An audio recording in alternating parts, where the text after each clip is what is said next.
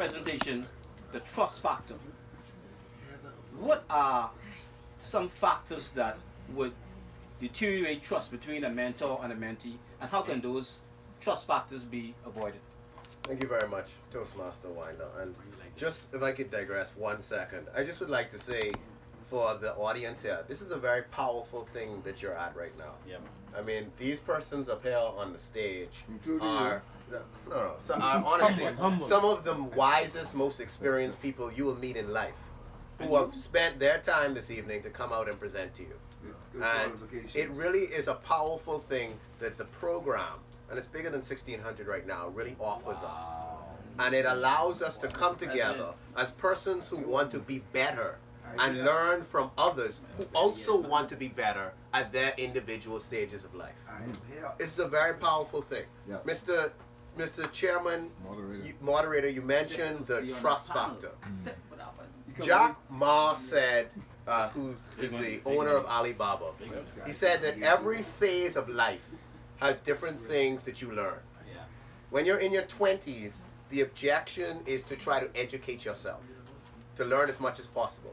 In your 30s, your objective is to try to identify those who can teach you. So your 20s, you're trying to go to school, get degrees, things like that. 30s, you're trying to identify people like this who can help you to be better. In your 40s, you're trying to try as many different things as you can. In your 50s, you're mastering the thing that you're the best at.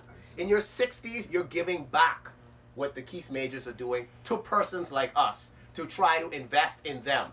And in your 70s and beyond, you're enjoying time on the beach and reflecting on your life.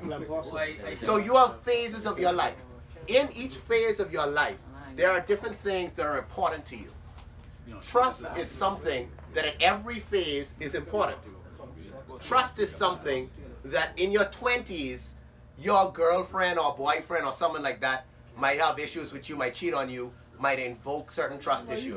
At your 60, in your 60s, when your pension fund, like Clico, goes bankrupt, you've lost everything in life. Understand, your recovery factor is what's most important, and what you invest in your mentor and your mentee invests in you is only as valuable as much as it can be recovered. So in your 20s, you can make mistakes. You can have mistakes. You can fall down. You can get back up. In your 60s, your ability to get back up is much harder. Therefore, the relationships that you share with people, the way that you invoke and open up yourself to them, the way that you can expose yourself changes.